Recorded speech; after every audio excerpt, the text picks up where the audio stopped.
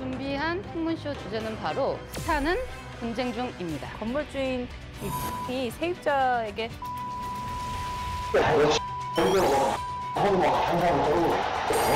분쟁에 휘말린 스타가 전혀 예상치 못했던 인물이었고 이렇게 싸움이 붙으면 이게 또 언론에 또 욕을 많이 먹더라고요. 뭐 저렇게 돈을 받아내려고 한다. 그 얘기를 한 사람이 엄청난 재산가라는 게 그렇죠. 문제라는 네. 거예요. 엘레지의 여왕 이미자, 세금 탈루 의혹의 여왕이 됐다. 콘서트 하는 동안에 개런티를 축소 신고했다. 최소 5억 원 이상의 세금을 줄였다. 이런 의혹이 과거에도 있었다고 들었거든요. 와. 세상의 모든 풍문을 집요하게 파고드는 시간. 더 아찔하고 더 화끈한 이야기로 찾아왔습니다. 밀착 토크 풍문으로 드라쇼!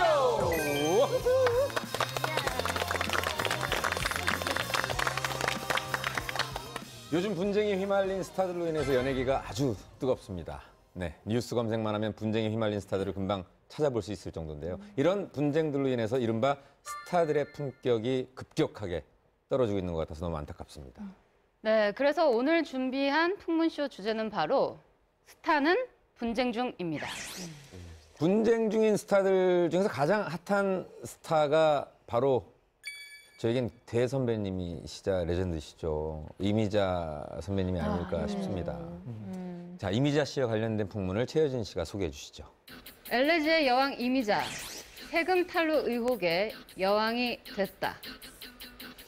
이미자 선배님에 대한 정보를 오늘 봤거든요. 그런데 저희 가수들한테는 너무나 선배님이라서 감히 뭐라고 어떤 일이 있었는지 제대로 들어본 적도 없는데 이 세금 탈루 의혹에 연루되셨다고 하니까 굉장히 안타깝네요. 일단 시작이. 네, 현재 이미자 씨와 세금 탈루 의혹을 제기한 공연기획사 간에는 아주 치열한 공방이 계속되고 있다고 하는데 이 소식을 강일원 국장님께서 한번 얘기해 주시죠. 단독 취재하셨죠? 이거? 네.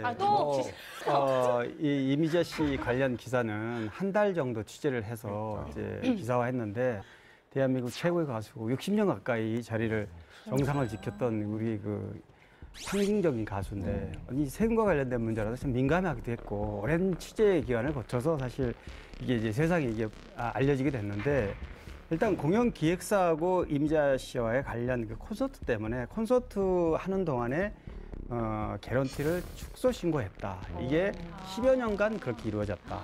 이제 당시에는 서로 이렇게 합의했지만 갈등이 생기면서 예를 들면 이제 이게 불거지면서 사실은 내용 증명이 2차례 오고 갔습니다. 그래서 공연 중지를 요청하는 내용과 그다음에 탈세 관련된 부분에 대해서 공연 기획사 측이 이미자 씨에 2차례 내용 증명을 보냈고 그 내용 증명이 오고 가는 동안부터 사실은 이제 저희 더팩터 취재 중이었고요. 이게 이제 지난 3일 날 이 법인이 공연 기획사 법인이 대구입니다. 그래서 대구에서 대구지방국세청에 제보를 하게 됩니다. 이 내용을. 이게 고발이 아닙니다. 이 탈세 부분은 제보를 하게 되고 증거를 다 같이 해서 그래서 지난 3일 날 제보를 했고 이 제보 내용이 당시에 제가 이제 담당 조사관 담당관하고 통화를 했더니 담당 세무서 쪽으로 이관을 시킨다고 그러더라고요. 그래서 지금은 이제 뭐 이걸 파악을 해서 조사를 할지 말지가 결정이 될 텐데 어쨌든 이 문제가 지금 굉장히 뜨거운 감자로 연예가 지금 부상이 됐습니다. 기획사나 가수들이 세금을 적게 내기 위해 가지고 결국 소득을 축소 신고하는 문제 같은 경우에는 뭐 계속 대두가 되긴 했는데 현금으로 받는 케이스겠죠. 보면은 일반적으로 현금으로 받으면은 나머지 신고되는 부분과 합쳐가지고 원래 소득인데 현금 부분은 이제 소득을 인정받지 않고 세금 부분 탈루하게 되는 거 아니냐 이렇게 되는데 이미자 씨 같은 경우에는 어떤 방식인지 좀 궁금한 게 왜냐하면 일반적으로 그렇게 되면 합의에 의한 것이기 때문에 어지간해서는 국세청에 제보를 하진 않을 것 같거든요. 그렇죠. 약간 공범의 성격이 있기 때문에 만약에 굳이 따지자면은 그렇죠. 아니 그리고 누군가는 내는 건데 이미자 선배님이 안 내신 거 아닌가요? 그러니까 한마디로 누구의 소득으로 잡을 것이냐. 나의 소득이냐, 그렇죠. 나의 회사 소득이냐, 아니면 공연 기획사의 소득이냐 이 문제인지 아니면 정말 세금 자체를 이제 뭐 탈세를 하기 위해서 비용 자체를 완벽하게 모두가 모여서 속인 건지 이게 사실은 가장 큰 관점인 것 같아요. 어떻습니까, 김희성 기자님? 일단 개런티를 축소 신고했다라는 것이 그쪽의 주장이긴 한데요. 아까 네. 말씀하신 것처럼 이런 식으로 지난 5년간에 약 최소 5억 원 이상의 세금을 줄였다라고 주장을 하고 있어요. 하늘소리 측에서는. 네. 아니 5년 동안 5억 원을 줄인다는 게 현실 불가능하지 않아요? 1년에 1억 정도. 그러니까 그렇게 따지면 근데 이제 관행이랑 우리나라는 관행이 항상 문제인데요. 공연계 관행 중에 하나 요즘 많이 사라졌습니다. 왜냐하면은 뭐 기획사도 전부 다 이제 투명하게 경영을 하고 그래서 근데 실제 공연계에서는 이제 오래 전부터 가수들이 세금을 좀 줄이기 위해서 이제 거액의 개런티를 축소 신고하고 대신 그걸 이제 공연 기획사나 아니면 자신의 회사에서 떠안는 식으로 해가지고 이제 묵인됐어요. 그래서 이제 뭐 가족이 1억 원 개런티를 줘야 되는데 실제로는 5천만 원만 준 걸로 서류상을 올리고 그다음에 나머지는 이제 공연 기획사가 매출로 잡아가지고 뭐 여러 가지 뭐 절세, 뭐 탈세, 탈루 뭐 이렇게 하는 거죠. 뭐 그럼 그래서, 그쪽에서 내려. 예. 그래서 가수한테는 세금을 크게 줄여주지만 기획사 측에게는 이제 엄청난 부담이 되는 거죠. 예. 그리고 나라 입장에서 봤을 때 이제 법인세로 잡히게 되면 그게 뭐 세율이 그렇게 높지 않으니까 10% 남짓 될 테니까 그 중간 한 20% 정도 되는 차익 같은 경우에는 결국 나라에 세금 못 걷는 형태가 되는 거죠. 결국은 쟁점은 이제 그 부분이 탈세냐 아니냐를 따지게 될 수 있는 부분이 되겠네요. 네. 예, 누구의 소득이었냐와 그 부분의 세금을 누가 내야 되는 것이냐. 거기에 따른 세금의 어떤 내는의 어떤 그 세금에 대한 그 부분이 어떤 게 더 많고 적음을 따져야 되는 부분이 있겠네요. 그리고 이거는 제가 봤을 때 실제로 돈은 이미자 씨한테 들어가고 세금 신고 자체는 또 회사 쪽에서 한 걸로 이렇게 되기 때문에 이거는 애초에 세율의 문제가 아니라 이게 소득 자체도 이렇게 떠넘기기 했던 게 아닌가 생각이 들고. 그렇죠. 그래서 그 공연 기획사에서 그 부분을 금액을 보전해달라는 요구인 것 같아요. 그러니까 근데 일단은 구체적인 요구 사항이 있을 텐데 그게 좀 궁금한데요. 네, 조금 전에 얘기했던 바로 그겁니다. 뭐냐면 원천 징수를 대납을 했다.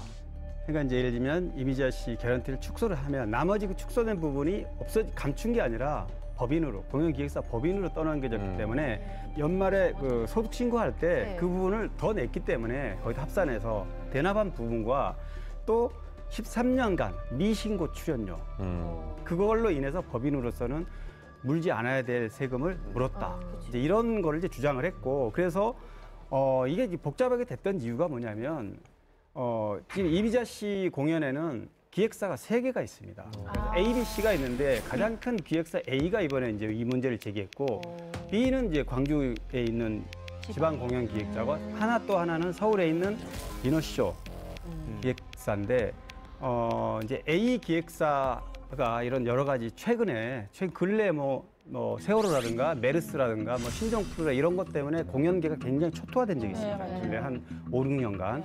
그래서 이제 그때 입은 피해를 이런 걸 좀 보전을 해달라 이렇게 처음에 주장을 했다고 그래요. 그런데 이제 그거를 묵살을 당했다. 물론 이거 기획사 주장이긴 하지만 그랬기 때문에 갈등이 생기면서 그러면 이미자 씨가 가족 음악회 연출이라든가 편곡은 우리 기획사가 한 거니까 그러면 이거는 하지 말아라 앞으로. 그리고 전주 공연과 수원 공연을 A사 자기가 하고 싶은데 B사에 줬다 이거죠. 근데 이미자 씨 측은 누구한테 공연을 주건 그거는 이미자 씨 고유 권한이기 때문에 그렇죠. 상관이 없는 건데 A 기획사는 손해를 많이 봤으니 그거를 우리한테 줘야 되는데 그쪽으로 줬다. 그래서 그런 여러 가지 이제 갈등, 돈과 관련된 문제 때문에 감정 싸움이 됐네. 감정 싸움이 돼서 결국에는 아까 누가 지적을 했듯이 어차피 공범이기 때문에 잘못하면 같이 세금을 또 물어줘야 되는 일이 있지만 그걸 감수하고라도 진실을 공개를 해서 잘못된 게 있다면 바로잡고 가겠다. 이게 이제 기획사 주장입니다. 네, 듣다 보니까 그 공연 기획사와 또 이미자 씨와의 이 분쟁으로밖에 보이지가 않는데 10년 이상 같이 일했다라고 저는 들었는데 둘 사이가 처음엔 좋았다가 점차적으로 조금 뭔가 안 좋은 좀 석연치 않은 감정적인 것들이 섞이지 않았나 생각이 들거든요. 그렇습니다. 뭐 1, 2년 한 것도 아니고 무려 16년간을 호흡을 맞춰왔기 때문에 저도 뭐 오랫동안 그 공연 기획사가 오랫동안 해온 과정을 저도 지켜봤기 때문에 너무 잘 아는데 사실 이 공연 기획사가 그동안에 이미자 씨 공연을 통해서 많은 수익을 얻었고 연 공연이 한 17에서 18회 정도 됩니다. 디너쇼까지 하면 거의 20회 가까이 되는데 이 많은 공연의 상당 부분을 한 60% 정도를 맡아서 해왔고 공연계가 최근에 좀 어려워졌을 뿐이지 그 10년 그 언저리부터 한 5, 6년 전까지 굉장히 화랑이었기 때문에 돈도 많이 벌었고 덕을 많이 봤는데 이제 와서 지금 우리 최혜진 씨가 얘기했듯이 뒤늦게 이제 어떤 이런 갈등이 있다고 그래서 이거를 문제를 삼았다. 이것 때문에 사실 공연기획사도 좀 부정적인 시각을 많이 받기도 해요. 따라 네. BC 기획사 나머지 두 기획사도 되게 좀 곤란해졌을 수도 있을 것 같아요. 덩달아서. 그렇죠. 이 문제가 이번에 A 기획사가 문제를 삼는 바람에 과거에 B 기획사하고 어떤 분쟁이 있었던 게 지금 밝혀졌고요. 또 뭐 이렇게 저렇게 해서 이미자 씨가 어쨌든 관행이라고는 그렇지만 실제로 지금까지 해왔던 관행이라고 그렇지만 세금 문제만큼은 명쾌하게 해결하고 가지 않으면 언젠가는 이렇게 불미스러운 일로 본인의 어떤 명예와 그동안 쌓은 모든 것들을 잃을 수가 있다. 그럼 이 케이스에 관해서 이미자 선배님에 대한 입장은 어떠신지 혹시 무슨 말씀을 하셨나요? 네, 입장 발표했습니다. 이 보도를 지난 8일 날 저희 더 팩트했는데 그날 오후에 이미자 씨가 샌프란시스코에 계시다가 귀국을 했습니다. 그리고 이제 이 탈세 부분에 대해서 만약에 문제가 있다면 정말 정당하게 조사를 받아서 문제가 있다면 내겠다. 예전에도 그래 왔고 무슨 마치 의도적으로 탈세를 했는 것처럼 비춰지게 이렇게 돼 있는 거는 아니다. 절대 아니다. 그리고 실제로 부풀려진 게 너무 많으니 이 부분에 대해서는 오해가 많다. 이렇게 이제 해명을 다 했습니다. 아, 하셨구나. 이미자 씨 측의 공식 입장을 제가 좀 읊어드리면요. 네.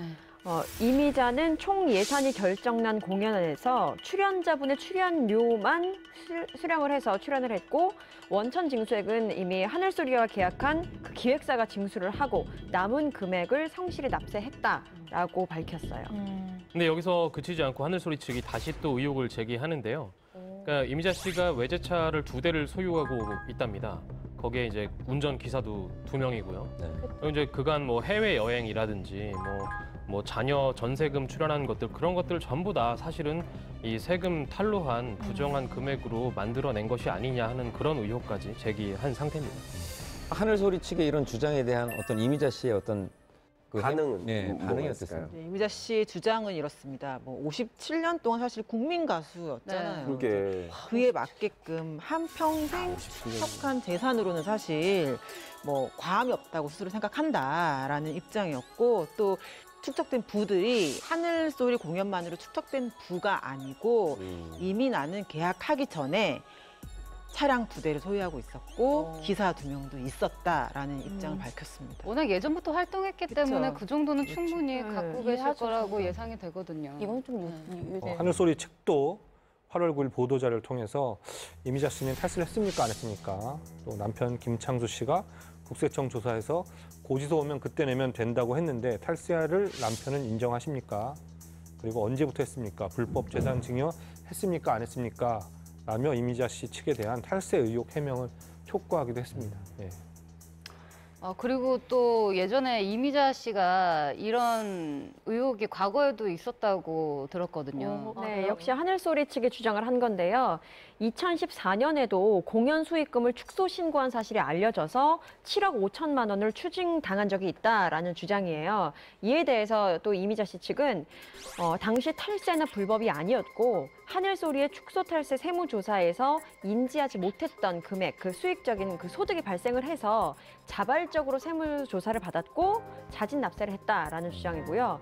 또 전 매니저와 공연사 사이에 축소 신고로 인한 뭐 일련의 문제들로 인해서 여러 상황을 고려해서 세금 문제를 모두 부담했다라고 입장을 밝혔어요. 아니 그러면 그 이미자 씨하고 하늘소리 이렇게 표현해도 제가 맞을지 잘 모르겠는데 어제의 동지가 오늘은 왜 적이 됐는지 그게 가장 포인트인 것 같거든요. 어떻게 됩니까? 이미자 씨 측 주장은 이렇습니다. 사실 올 초에 하늘소리 측에 이제 앞으로 일부 공연은 다른 사람과 하겠다라고 말한 이후부터 뭐 폭언과 함께 거액을 요구하는 문자를 보내고 탈세와 관련된 내용을 폭로하겠다라는 협박을 받아왔다는 거죠. 그래서 이미자 씨 공연만 해오던 회사가 사실 10년간 적자를 봤다면 이렇게 지금까지 버티고 있었겠느냐. 뭐 한마디로 말도 안 된다라는 입장을 밝힌 바 있습니다. 그러니까요. 이게 저희로서는 그냥 지금 이것만으로는 누구의 말이 맞는지 모르겠어요. 근데 여기에 이제 이미자 씨의 아드님까지 나섰는데 이미자 씨의 아들은 8월 15일 하늘소리 측으로부터 온 제안이 있었는데 그것을 단호하게 거절했다라고 이야기를 했어요.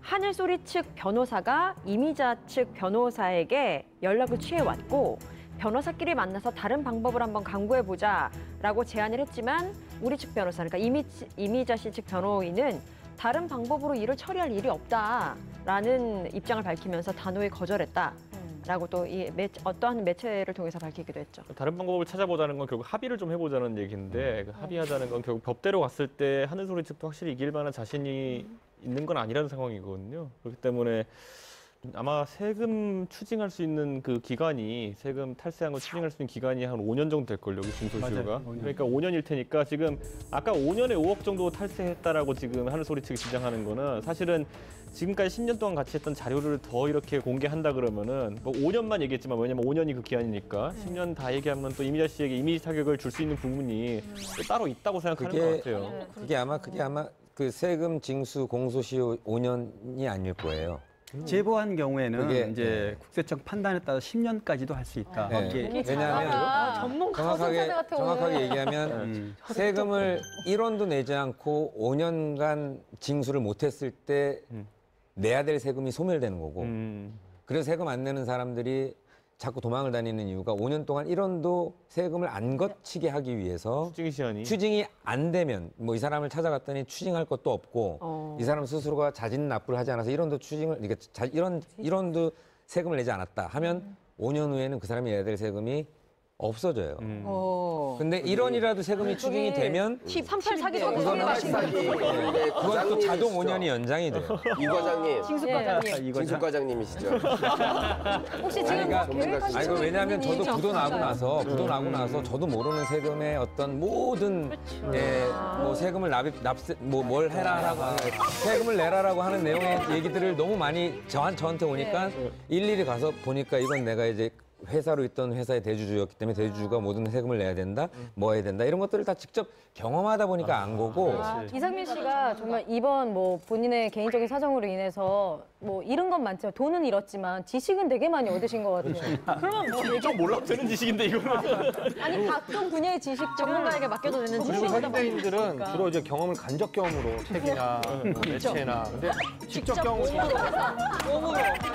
옛날식이죠. 뭐 굉장히 오래된 옛날에 직접 뭐 맞아봐야 알고 이런 직접 경험을 통해서 얻는 몇 안 되는 훌륭한 분인 것 같아요. 그래서 고민이 생기거나 무슨 일이 생기면 아마 가장 먼저 전화하는 게 이상민 씨 아닐까. 연예계 추징의 아이콘.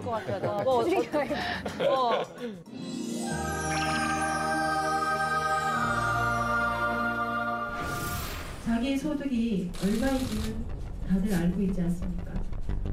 근데 자기 통장에 들어오는 돈 금액을 모르고 자기는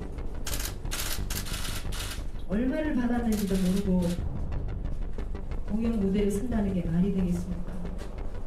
하지만 하늘소리 측에서는 더 강하게 자신들의 주장이 맞다고 반박을 합니다. 8월 16일 날 기자회견을 열었어요. 이제 기자회견에서 하늘소리 측은 2005년부터 모아온 이미자 씨의 거래 계좌를 공개했습니다. 차명 계좌가 공개했다고 밝혔는데요. 이제 이미자 씨는 10년 공연, 소득이 35억 원인데요. 하늘소리의 법인 계좌를 통해 건넨 10억 원만 신고가 되고 나머지 25억 원은 이광희 대표의 개인 계좌로 보내 소득 신고를 피했다라고 밝혔습니다. 이거는 딱 들어봐도 이미자 씨에게 좀 불리한 증거 같은데 혹시 이런 불리한 증거가 더 있나요? 있습니다. 그러니까 일단 이제 주장인데 주장 중에서도 근거로 남겨 있는 주장도 있습니다. 뭐냐면은 이미자 씨가 2013년까지, 그러니까 2014년에 그 비기획사 세무조사에 7억 5천만 원을 이제 냈다고 아까 해명을 했다고 그랬지 않았습니까? 네. 그러니까 2013년 때까지는 그 지방 경우에 700만 원, 대도시 경우에는 1,000만 원을 이제 개런티로 신고를 했다는 겁니다, 이미자 씨가. 그런데 2014년 그 일이 있고 난 다음에 그 다음에 2014년 해당이겠죠. 그때부터 2,500만 원, 지방은 2,500에서 2,800. 서울은 3,300에서 3,800 이렇게 신고를 했다는 거예요, 이미자 씨가. 그러니까 한꺼번에 몇 배를 개런티를 신고했다는 거는 왜냐하면 이걸 주장하는 근거는 그때까지는 축소를 그렇게 했지만 2014년에 이제 세무 조사를 받고 나서는 이제는 축소할 수가 없으니 정당하게 그 개런티를 제대로 신고했다. 이게 바로 증거가 아니냐 이렇게 얘기하고 있습니다. 아니 그럼 지금 들어보니까 아니 이렇게 그러니까 뭐 부당하다고까지 표현할 수 있는지 모르겠지만 이런 대우를 받아오면서 굳이 지금까지 참아온 이유는 뭔가요? 취재하면서 가장 그 궁금했던 부분이에요. 왜냐하면 같이 어떻게 보면은 같은 아까 얘기했듯이 공범일 수도 있지 않습니까? 같이 합의해서 세금을 줄였다면 그런데 이제 첫 번째 이유는 아까 얘기했듯이 공연기가 어려워져서 손해를 많이 봤다 일단. 물론 그거는 아티스트도 마찬가지입니다. 이미자 씨도 그렇고 다른 공연 가수들도 공연이 줄거나 축소되면은 개런티가 줄든 안 줄든 횟수가 줄고 당장 몇 달 쉬어야 되니까. 근데 이제 가수나 아티스트는 공연을 안 하게 되면 그걸로 끝이지만 공연 기획자는 수년간 준비해왔던 그 많은 비용들이 뭐 예를 들면은 월급이라든가 직원 월급 여러 가지 이런 게 이제 그래서 부도가 되고 도산이 된다 이거죠. 그래서 그런 수익에 대한 불평과 부당한 부분에 대해서 이제 보전을 좀 해달라 이런 주장이었는데 그러더라도 공연기획사는 뭐 기획사 주장이지만 절대 을로서 이거를 거부할 수 있느냐 이렇게 얘기를 하는 겁니다. 그러니까 지금은 어떻게 보면 너무 대립적인 관계지만 어찌됐든 수년간을 같이 해온 기획사와 연기자, 뭐 가수잖아요. 근데 어떻게 같이 일하게 됐는지도 되게 궁금해요. 하늘소리의 대표가 이미자 씨의 옛 매니저로 그러니까 활동했던 고 권철호 씨와 인연이 닿아서 98년도부터 공연 대행을 해왔었다고 해요. 그리고 2003년에는 아예 대구에서 정식 공연 기획사를 설립한 뒤에 이제 이미자 씨의 공연을 중심으로, 이미자 씨의 공연만을 거의 중심으로 해서 활동을 해왔다고 하는데 실제 이미자 씨의 공연 수익이 그 회사의 수익의 거의 대부분을 차지할 정도로 그렇죠. 비중이 엄청 컸다고 하고 또 이미자 씨의 그 실질적인 매니저 역시 그동안 이미자 김창수 부부가 하늘소리에 충분한 혜택을 줬다. 경제적으로도 이득을 줬는데 그럼에도 불구하고 지금 이제 와서 뭐 갑질을 운운하면서 문제를 일으키고 있다라는 입장을 전하고 있죠. 사실은 거기에서 이미자 씨 하면 공연계의 독보적인 그렇죠. 사실은 어떻게 보면 존재이기 때문에 사실 다 공연기획사와 이 정도의 트러블이 있을 수밖에 없지 않나. 왜냐하면 10년 이상을 사실은 그렇죠. 그분 가수가 한 회사에 공연을 할 수 있게 모든 권한을 주겠다 하면 그 공연기획사는요 엄청난 그렇죠. 뭐라 그럴까 그 권력을 갖게 되는 거예요. 왜냐하면 공연이라는 거를 재판매를 할 수가 있어요. 공연이라는 거는 내가 기획을 하지 않고 내가 이런 것들을 계약을 했기 때문에 지방에 있는 공연 기획사에 당신들이 다 만들어서 해라. 그럼 내가 상권을 넘기는 우리가 갖고 있는 이미자 씨에 대한 어떤 그 공연 기획에 대한 권한이 있기 때문에 보내드리겠다라는 어떤 그러면 거기에서 그냥 보내드리는 걸로만 1, 2천만 원 그냥 거기에 프리미엄을 받고 보내드린 경우도 있고 그래서 빨려든다. 10년 이상 교수님 같아. 그러니까 10년 이상 이미자 씨에 대한 어떤 공연권을 갖고 있다? 이거는 사실은 어마어마한 거죠. 대단한 거죠. 어마어마한 그리고 이제 이미자 씨 공연을 한 공연 기획사와 그렇지. 못 해본 공연 기획사는 이 포트폴리오에서 엄청 차이가 나는 거예요. 그럼요. 예, 그러니까 거의 뭐 독보적인 그쪽 계통에서 존재가 될 수 있는 거죠. 예를 들어 매니지먼트가 최고의 배우를 데리고 있는 거랑 그렇죠. 똑같은 권력이 그러니까 금액, 되니까. 단순히 말하면 10억, 20억 이상의 사실 그 브랜드의 가치가 있는 거죠. 그러니까 기획사가 딱 있는데 김지민을 데리고 있냐 유재석을 데리고 있냐 이거잖아요 지금. 너무나 과거에 이런 일이 있었어요. 네. 이거예요. 그러니까 한국의 비욘세를 그 공연을 시키고 싶은데 개런티를 100만 불을 달라고 했다고 그러더라고요. 개런티를 100만 100만 불. 네. 100만 불. 예, 밀리언. 100만 10억. 10억. 근데 당연히 수익이 없죠. 그렇죠. 근데 하는 이유는 딱 하나. 우리 회사의 커리어. 우리는 비욘세 공연을 한 회사입니다. 이 이유 때문에 마이너스라도 해야 된다는 얘기를 하더라고요. 공연업계는 이게 되게 중요하더라고요. 제 측근에도 이제 공연 계획하시는 분들이 있는데 그 개런티가 엄청난 부분을 차지한다고 하더라고요. 그래서 뭐 무대 장치나 뭐 여러 개 다 하고 나면은 정말 남는 게 하나도 없는데 왜 하는지 모르겠더라고요. 저는 옆에서. 근데 프라이드가 엄청나지니까. 서로 간의 입장이 정말 완전 반대네요. 네. 그런데 가수 입장에서 봤을 땐 흥행성을 지닌 대형 가수와 공연을 하려면 기획사와 가수 간의 이 갑을 관계가 존재할 것 같다는 생각이 드는데 어떻습니까? 최대웅 작가님. 이건 뭐 갑을 관계다 이렇게 얘기하기는 좀 그렇지만 뭐 유명 가수의 경우를 한번 들어볼게요. 그러면 수익을 한번 보면 유명 가수 WC가 있다고 치면 WC는 특정한 이니셜이 아닙니다. 위씨 아닙니다. 예. 네, 그래서 1억 7천만 원 정도를 출연료로 받으신다고 합니다. 네. 그러면 근데 이제 보통 이런 경우 한 3천석을 꽉 메운다고 치면 이제 총 수익은 티켓 판매 수익은 3억 원이 되는 거죠. 1억 7천만 원을 가수를 주고 또 이제 여러 무대를 꾸며야죠. 뭐 여러 가지 편곡도 해야죠. 또 뭐 여러 가지 다른 출연자들까지 하면 뭐 별로 사실은 공연을 하는 입장에서는 남는 게 없다. 뭐 이렇게 볼 수 있겠죠. 근데 특별한 케이스가 아닐까 싶은 게 그 1억 7천만 원의 개런티는 사실은 공연 기획사 입장에서는 예, 이득이 없는 예, 공연 기획이에요. 그러니까 결과론적으로 공연 기획을 할 때 기본적으로 가수에게 지급되는 그 출연료가 5천만 원이 상한이에요.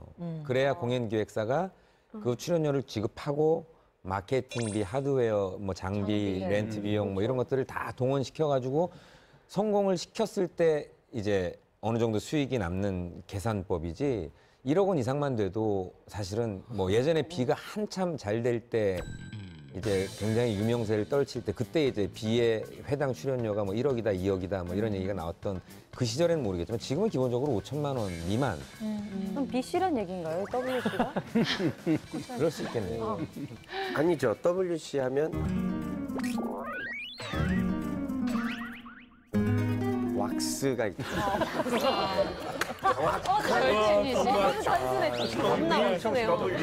야 예상 못했다 진짜. 정말 예상 못했어요. 불지에 W로 시작하는 가수가 있었을 줄이야. 근데 참고로 지금 공연계에서 2억 가까이 개런티를 받는 사람은 몇 사람 안 돼요. 네, 그럼요. 나훈아 씨는 활동 안 하고 있고 조용필 씨가 뭐 거의 그런 정도 수준이고요. 세금 탈루에 대한 내용을 얘기를 하다 보니까 과거에 우리 풍문쇼에서 송혜교 씨를 비롯해서 인순이 씨 그리고 강호동 씨 세금 탈루에 대해서 그렇죠. 아무래도 그 세금 탈루 의혹에 대해서 얘기를 나눈 적이 있었죠. 네, 그 외에도 하여튼 잊혀질만 하면은 꼭 이제 연예인들의 세금 탈루 이야기들이 나오고 있었어요. 지난 2011년에도 2명의 스타가 이 의혹에 휩싸인 적이 있었죠. 누구? 2명 누구? 그 두 분은 바로 김하중 씨와 배용준 씨입니다. 네, 김하중 씨 같은 경우는 2011년에 그 소득 신고 중에 누락된 부분이 있다고 국세청에 지적을 받아가지고 추징금을 무려 6억 원을 6억 원 이상을 추징받았다고 하고요. 그리고 이제 배용준 씨 같은 경우는 사실 이게 2005년에 있던 일입니다. 2005년에 이제 종합소득세 신고 관련해 가지고 국세청에서 조사를 해봤는데 무려 추징금이 21억여 원이었습니다. 네, 이거를 이제 그래서 취소 70억. 그러네. 돈을 네, 엄청 이거를- 많이 벌었다는 말이죠. 이거를 그래서 이건 취소해달라고 소송을 걸었는데 그 2011년에 최종 패소하면서 알려지게 된 경우. 그때 이제 사실은 소송했었던 이유 중에 하나가 일본 내에서 활동했을 때의 모든 그 지출 이걸 국내에서 이제 인정을 해줄 것이냐 안 해줄 것이냐에 대한 부분 때문에 당시에 이제 소송을 했었던 거예요. 그러니까 해외에서 개인적으로 비용 처리했었던 부분에 대해서 국내에서 이걸 지출로 계산을 인정을 해줄 것이냐 안 해줄 것이냐에 대해서 국내에서 인정해줄 수 없다. 이거는 개인 지출로 이거는 그 해야지 이걸 뭐 어떤 회사의 어떤 소득을 사업상의 지출이 아니다라고 그게 아니다라는 그것 때문에 이제 소송을 해서 패소해가지고 그 20억 이상의 세금을 내게 됐죠. 스테파니 씨는 네. 계속 옆에서 궁시렁대는 게 들리는데 계속해서 아까부터 오빠 이건 그럼 돈을 벌어야 되는 거죠? 물어봐요. 뭐라는 거? 스테파니는 스테파니는 버는 돈이 좀 없나요? 예. 되게 카메라 꺼지면 말씀드리겠습니다. 되게 뭔가를 궁시렁대. 아 근데 이제 연예인이 기획사 간의 세금 문제에 대해서는 꼼꼼하게 한번 따져봐야 될 이유가 있는 게 오늘 저 배우러 왔어요. 왜냐하면 모든 소득의 몰라가지고. 당사자는 연예인입니다. 네. 그리고 그 돈을 분배를 하는 건 또 회사고 네. 그러니까 계약의 당사자가 나인지 아니면 회사인지를 먼저 꼼꼼하게 살펴봐야 되고 회사와의 계약 관계면 그 회사와의 계약 관계에서 남은 소득에 대한 부분을 또 나와의 관계에서 정확하게 소득을 따져가지고 연말정산할 때는 그러니까 그 소득세 신고할 때 정확하게 그거를 다 꼼꼼히 따져서 이렇게 얘기를 해야 사실은 그걸 좀 피해를 줄일 수 있어요. 근데 연예인들이 그걸 잘 못하잖아요. 그게 문제. 회사에서 얼마 내 그럼 내 그러고 내는데 그러다 보면 이제 잘 모르잖아요. 예. 저 같은 경우는 그러니까 많은 아티스트가 알아서 해주겠지라는 게 있나 봐요. 그래서 그렇죠. 잘 못 배우 그리고 여기서 잘 예, 모르니까 분야가. 무조건적인 호의는 피해야 돼요. 이게 뭐냐면 이제 뭐 세무서 어느 회계사에서 나오셨어요? 아니 그러니까 뭐 되게 잘하신다. 뭐 사실 이런 부분도 어떻게 보면 공연기획사와 가수 간에 뭐 사실은 이런 부분들을 네. 불편한 부분들을 해결해 드릴게요 해서 또 만났을 수도 있지만 세금 문제도 마찬가지로 내가 직접 전화해서 내가 직접 꼼꼼하게 체크해야지 누군가가 내가 이걸 이렇게 해서 뭐 세금 뭐 조금 내게 해드릴게요 뭐 이런 어떤 그런 부분에 현혹이 되면 나중에 무조건 문제가 생겨요. 네, 그리고 저희 같이 매니지먼트에 소속되어 있는 연예인들 같은 경우는 뭐 계약서도 그렇고 모든 걸 다 회사에서 관리하고 도장 찍기 때문에 아이돌은 전혀 모르니까. 네, 저도 제가 얼마에 계약되고 어떤 일이 계약되고 있는지는 전혀 모르고 네. 있는 저희 상황이니까. 개그맨들은 다 본인들이 직접 해서 저는 완전 빠삭해요. 그래서 개인 사업자로 다. 저는 저한테 문의를 하는 사람들이 많아요. 뭐 세무사 소개시켜달라 이런 식으로 소개를 워낙 많이 해줘서 전 되게 빠삭해요. 저한테 그래서- 물어보세요. 근데 부동산은 왜 누구랑 같이 가고 그래요? 갑자기. 난 땅에 대해서는 잘 몰라. 그래서 요즘 기획사들이 대부분 시스템을 그렇게 간다고 해요. 그 모든 정산에 관련된 문제는 회계사와 계약에 관련된 모든 일은 변호사와 네. 해가지고 이제 모든 연예인들의 담당 회계사와 변호사가 있어서 직접 사장하고의 어떤 충돌을 좀 막으려고 애를 쓴다고 하는데 이게 맞는 것 같아요. 네, 지금까지 세금 탈세 논란에 휩싸인 이미자 씨와 또 공연 기획사 간의 분쟁을 비롯해 탈세 논란에 휩싸인 스타들에 관한 풍문에 대해 얘기를 나눠봤습니다. 그런데 이번에는 색다른 분쟁에 휘말리게 된 스타의 풍문에 대해 알아볼까 합니다. 네, 이번 풍문은 사랑하는 사람과의 좋지 않은 마무리로 인해서 분쟁에 휩싸인 스타의 이야기입니다. 우리에겐 다소 생소한 단어죠. 사실혼 파기 소송이라는 갑작스러운 보도를 접한 분들이라면 아마 아실 것 같아요. 이 소식이 알려졌을 때 분쟁에 휘말린 스타가 전혀 예상치 못했던 인물이었고 이 스타의 가족 또한 최근 큰 스캔들로 대중에게 강한 충격을 네. 준 적이 있어서 더욱 큰 안타까움을 자아냈었죠. 최혜진 씨 이번 풍문 소개해 주시죠. 네, 첫 번째 풍문은 스타의 사랑과 전쟁에 관한 내용입니다. 박유천 동생 박유환, 형보다 먼저 스캔들의 주인공이 됐다. 네, 이번 풍문의 주인공은 6월 연예계를 떠들썩하게 만들었던 형이죠. 박유천 씨에 이어서 사실혼 파기로 이성과의 스캔들로 법정에 서게 된 배우 박유환 씨입니다. 박유환 씨는 어떤 분인가요? 박유천 씨 동생으로 먼저 이름을 알렸고요. 이제 반짝반짝 빛나는이라는 드라마로 데뷔를 했습니다. 주로 좀 부드러운 남자 역할을 많이 맡으셨고요. 그리고 일일극 중심으로 좀 활동을 하다 보니까 30, 40대 여성분들은 대부분 얼굴을 보면 아는 스타이기도 하죠. 또 어쨌든 사생활로 인해서 동생까지 좀 위기에 처해 있어서 뭐 어쨌든 좀 안타까운 소식이기도 합니다. 아니 그런데 형보다 먼저 스캔들의 주인공이 됐다는 말에 대해서 제가 이해를 못했거든요. 제가 알기로는 박유천 씨의 피소 보도가 더 먼저 나온 걸로 알고 있는데 어떻게 된 일이죠? 네, 그렇죠. 박유한 씨가 피소를 당한 시기는 언론에 알려진 시기보다 석 달 정도 앞선 지난 5월에 있었던 일이라고 해요. 6월에 박유천 씨가 그 피소를 당한 일이 있었기 때문에 형보다도 더 앞서서 피소를 당한 거라고 보면 되는데요. 지난 5월에 박유환 씨는 전 여자친구 K 씨로부터 사실혼 부당 파기에 따른 손해배상 청구 소송을 당했는데 K 씨의 주장은 이렇습니다. 박유환이 일방적으로 사실혼을 파기했다. 이에 따른 정신적, 물적 손해를 배상하라라고 요구를 한 거죠. 박유환 씨 측에서는 그럼 피소 후에 따로 입장 발표를 한 게 있습니까? 박유환 씨 소속사는 일단 이게 법적 분쟁으로 이어진 상태이기 때문에 법적 절차를 밟아서 그 시시비비가 가려질 때까지는 좀 함구하겠다. 또 상대 측이 일반인이기도 하고 또 이것은 배우의 사생활과 관련된 일이기 때문에 좀 보도를 자제해달라라고도 요청을 했어요. 그럼 실제로 두 사람의 관계에 대해서 밝혀진 바가 있나요? 일단은 여자분 K씨 쪽에는 지금 어떤 얘기 들어볼 수 없는 상황이고 박유환 씨 쪽 얘기를 들으면 그냥 단지 그 지인들이 볼 때는 한 4년 정도 사귀었다고 그래요, 사귀는 거는. 그래서 그냥 단지 사귀는 정도로 알고 있었고 뭐 집에 오고 가고 이런 정도로 알았지 둘이서 뭐 동거 수준의 이렇게 부분은 잘 몰랐다 이렇게 얘기합니다. 여자분이 나이가 좀 많고 박유환 씨보다 그렇게 지금 알고 있습니다. 그래서 어쨌든 박유환 씨 지인들의 얘기니까 이거 뭐 100% 신뢰할 수 있을지 없을지 모르겠는데 이 K 씨가 이 사실혼 파기 문제에 대해서 소송을 걸었다는 걸로 봐서는 변호사한테 이 얘기를 물어보니까 그 거의 동거 수준이지 않으면 그 주장하지 못한다 이렇게 얘기하는 걸 봐서 아마 그런 내막이 있기는 있는 것 같습니다. 그동안 수많은 스타들이 분쟁에 휩싸이는 기사를 좀 접하긴 했지만 사실혼 파기 소송이라는 기사를 봤을 때는 저는 굉장히 생소했거든요. 그 단어 자체가 저희가 좀 잘 알고 있는 단어가 아니기도 했고 이 사실혼 관계라는 게 정확하게는 어떤 의미로 해석을 해야 되나요? 사실혼이라는 건 거의 뭐 법률혼 그러니까 혼인 신고는 하지 않았지만은 그에 준하는 상태가 계속되는 것으로 보는 상황이고 그러니까 주변에서 봤을 때 누가 봐도 혼인한 관계다라고 인정할 만한 그런 사유가 있을 때 법적으로 인정받는 건데 네, 뭐 실제로는 그 혼인 신고 안 한 상태니까 법적인 부분은 아니긴 하지만은 뭐 재산 분할 등 여러 가지 있어가지고 상당한 권리를 인정받고 있기 때문에 동거랑 법률혼 사이의 중간 정도 단계라고 이렇게 볼 수 있습니다. 근데 우리가 알고 있는 그러니까 동거 중에서도 좀 깊은 동거? 라고 좀 생각해야 되나?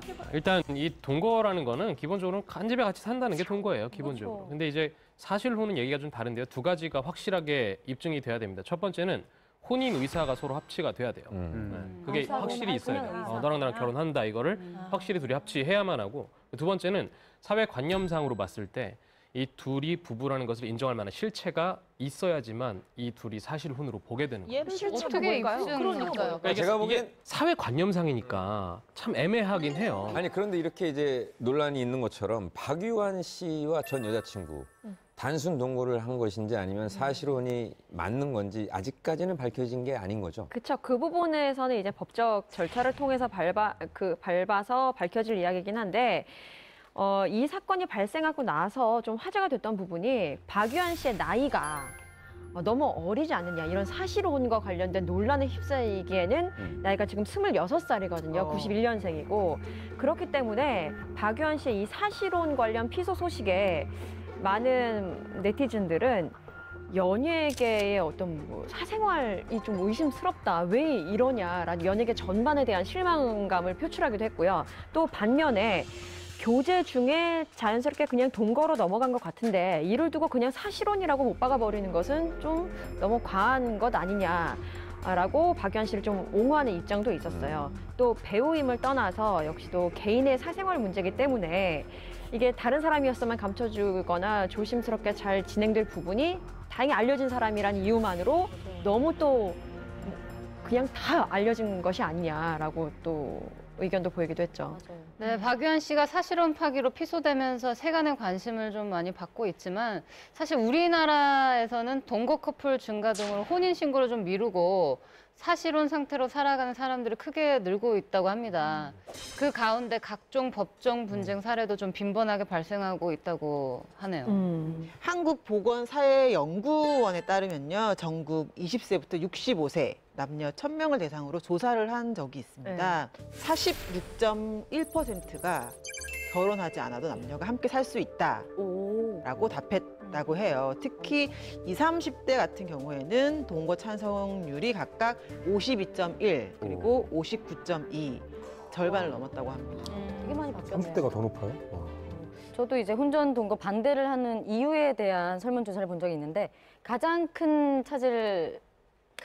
비중을 차지한 이유가 첫 번째로 책임질 수 없는 일이 발생할 수 있다라는 게 40%, 그리고 헤어지면 후유증이 크게 남는다가 두 번째고요. 20%예요. 그리고 비도덕적으로 보인다. 뭐 이런 건 뭐 어른들이 많이 또 생각하시는 분들이 있으니까.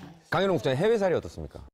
해외 경우에 대표적인 나라가 이제 프랑스잖아요. 우리가 늘 프랑스가 이제 동거 제도에 대해서 조금 어느 정도 정부에서 인정하는 부분이 있기 때문에 그래서 결혼 전 하나의 사전 단계로 인식하는 경우가 많고 실제로 정부에서도 프랑스 정부는 동거 결합을 법적으로 인정한단 말이에요.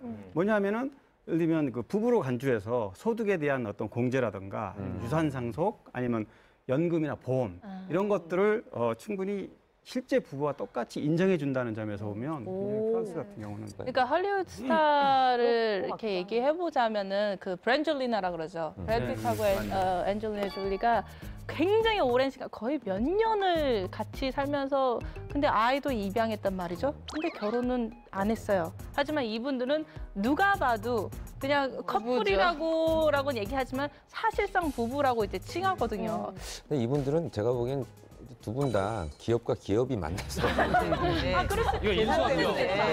이분들이 결혼을 하려면 정말 결정해야 될 것도 너무 많고. 사실상 외국 같은 경우는 뭐 이혼 여자가 뭐 재벌만 하면은 뭐 재벌이 된다 그런 얘기가 있을 정도로 위자료가 굉장히 엄청나죠. 엄청나잖아요. 네네. 남자는 좀 망하는 수준의 위자료를 갖고 오게 되기 때문에 예. 그래서 그런 서류적인 거에 얽매이지 않고 그냥 우리는 결혼한 거나 마찬가지다 이런 사실혼 관계가 외국에서는 오히려 더 빈번하게 많이 일어나고 또 자식도 낳고 그렇게 되는 것 같아요. 그런 배경이 또 있네요. 아니 근데 박유한 씨 사례를 보면 이제 지금 전 여자친구가 사실혼 관계를 파기했으므로 위자료를 달라라고 청구를 한 사례잖아요. 근데 우리나라 같은 경우는 뭐 동거나 사실혼 관계를 혼인으로 아예 규정을 짓고 있지 않은데 그래도 위자료 청구가 가능한지도 가능하니까 청구를 하지 않았을까 싶기도 하고요. 어떤가요? 그 사실혼 관계에 따라오는 것이 결국 부양과 정조의 의무라는 것인데 부양이라는 건 결국 경제 활동을 같이 한다는 의미가 있는 것이고 정조라는 거는 결국 이 사람에 대해 가지고 사랑을 유지해야 된다는 것을 법적으로 이제 좀 요구하는 것이기 때문에 그 부분에 대한 위자료 청구와 재산 분할 청구가 가능한 거죠. 네. 그래서 뭐 일방에 뭐 합의 없이 만약에 파기했을 경우에는 이혼 소송과 마찬가지로 그런 요구들을 제시할 수 있는 게 현재 법 체계입니다 지금. 그럼 그 손해배상을 청구하려고 하면은요, 그 전에 사실혼 관계를 증명해야 되지 않습니까? 제가 알기로는 그 사실혼을 입증하려면은 두 사람이 같이 살고 있다라는 그것을 좀 증명해야 되고 결혼식 한 사진 같은 거, 뭐 이런 것들을 제시해야 사실혼이다. 라는 것을 증명하는 건데 이 외에 다른 어떤 제시할 게 있나요? 그리고 실제로 판례 중에 하나 제가 알기로는 기념일을 챙기는 것도 하나의 그게 된다고 저 들었어요. 결혼기념일. 그러니까 그게 결혼기념일 같은 형태로 본인들끼리 어떤 몇 주년 이렇게 챙기는 게 있다고 하면은. 근데 그거는 이미 어렸을 때부터 그렇죠. 뭐 우리 만난 지 100일째 날.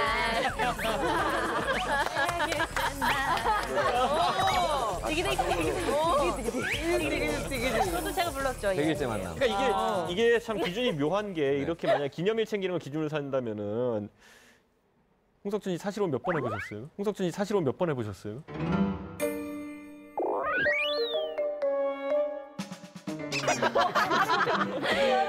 지금 말을 못해. 혹시 지금 하고 있는 중? 하시겠답니다. 1995년부터 첫 사실혼을 시작했죠. 지금은 몇 번째인지 모르겠어요. 멋있다. 그러니까 이게 아까 말했던 것처럼 결국에는 홍석천 씨는 사실혼이라 생각 안 할 수 있지만은 이런 상대방이 만약에 우리 기념일 챙기고 이래서 사실혼이다라고 주장하면은 이게 아까 말했던 분쟁의 대상이 되는 것이고 홍석천 씨는 나도 몰랐던 사실혼 관계를 또 입증받는 게 될 수 있고. 그러니까 명확하게 법리적인 해석이 가능한 이 재판은 아닐 것 같아요. 그러니까 벌써 이렇게 사실혼 얘기만 나와도 동거랑 애매하고 애매해요. 모호하잖아요. 그래서 빨리 이거를 좀 명문화를 좀 뭐 어렵겠지만 뭐 대법원이나 이런 데서 점점 증가하는 추세라고 하니까 맞아요. 좀 이렇게 좀 표시해 네. 놓는 게 좋을 것 같아요. 네, 그럼 다시 박유한 씨의 이야기로 넘어가면은 두 사람이 사실혼 관계였다는 것을 증명할 만한 근거가 혹시 있나요? 뭐 전 여자친구 K 씨 측은 박유한 씨와의 사실혼 관계를 입증하기 위해서 뭐 소장에 뭐 두 사람이 동거했던 구체적인 뭐 이런 그전 얘기했던 정황들. 것들을 좀 적어가지고 제출을 한 걸로 알고 있어요. 아마 아까 지금 얘기했던 것들 뭐 그런 부분을 좀 넣었겠죠?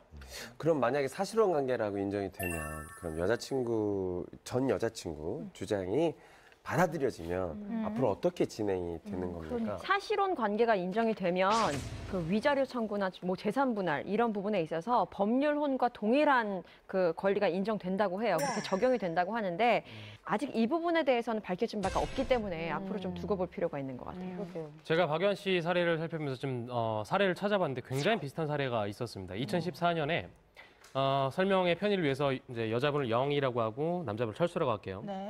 이 두 남녀가 똑같아요. 4년 동안 이제 같이 살았어요. 근데 이제 어떻게 같이 살았냐면은 같은 집에 사는 건 확실한데 여자분이 주소지를 옮기진 않았어요. 그리고 가족 간의 왕래도 없었습니다. 그러나 어쨌든 4년간을 같이 살았어요. 그리고 이때 철수가 사실혼 관계를 여기서 이제 끝을 내는데 영희가 너 나랑 결혼했던 거 아니야 하면서 손해배상 청구 소송을 제기합니다. 여기서 법원이 어떻게 판결을 했을 것 같아요? 영희가 졌을 것 같아. 영희가 이겼을 것 왜냐면 같아. 주소를 같이 합치지 않은 게 굉장히 결정적이었던 것 같고. 그리고 가족들과 왕래를 왕래를 하지 않았기 때문에. 대전 가정법원에서는 결국 철수의 손을 들어줬는데요. 일단 이유가 첫 번째 결혼식이 없었다는 거, 그리고 방금 말씀드렸지만 가족 교류가 전혀 없었다는 거, 이것도 굉장히 크죠. 그리고 주소를 사실 4년을 살았으면은 뭐 이전을 할 만도 하죠, 그죠? 그런데 주소 이전을 하지 않았고, 그리고 뭐 그간에 이제 재산을 그러니까 뭐 수익을 벌어들이거나 재산 관리 같은 거 할 때 다 각자 했다고 해요. 그렇지. 그래서 둘이 4년을 같이 살았지만 아까 제가 말씀드렸죠. 혼인 이사 합치가 있어야 되고 그리고 혼인 생활 실체가 존재해야 되는데 그거에 있다고 보기는 어렵다 해서 그걸 반려한 적이 있습니다. 일단은 박유한 씨의 사실혼 파기 관련은 조정 절차를 지금 현재 진행 중인 걸로 아는데 어떻습니까? 맞습니다. 이제 5월에 그 사실은 파기 소송을 있었기 때문에 7월 달에 그 조정위원이 선정됐고요. 지난달 8월 9일 날 이제 첫 변론기 있었는데 양쪽 뭐 당사자는 참석하지 않았고 법률 대리인들끼리 참석해서 이제 어떤 의견 개진을 한 수준이고요. 지금은 뭐 첫 변론기를 끝났으니까 앞으로 좀 진행이 돼서 뭐 조율을 하거나 합의를 하거나 어떤 방향으로 아마 이루어질 가능성이 있습니다. 사건이 진행되는 예상 방향은 어떻게 될 것 같나요? 현재 뭐 쌍방인 조정 중이니까 좀 원만하게 해결을 보려는 것 같고요. 어쨌든 조정이라는 게 쉽게 말해서 법원이 주관하에 합의를 보는 절차이니까 이게 조정이 잘 성립되면 그대로 법적 절차가 종결이 되는 거고 그게 안 되면 법정에서 뭔가 모든 것들이 좀 이렇게 가려지게 되는 거겠죠. 네, 지금까지는 인간관계에 얽힌 분쟁에 대해 알아봤습니다.